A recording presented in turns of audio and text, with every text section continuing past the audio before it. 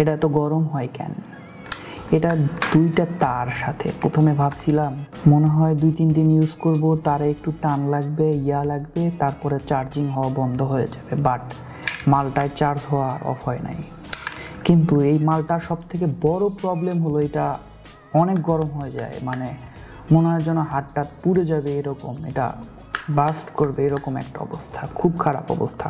হিটে এর কলিজা ধরে যায় এই গ্যাস। সো এই মালটাকে আমি ইউজ করতেছি গত 5-6 মাস যাবত, বাট এটি প্রচুর হিট জেনারেট করে। এই মালটা তাহলে কারা নিতে পারে?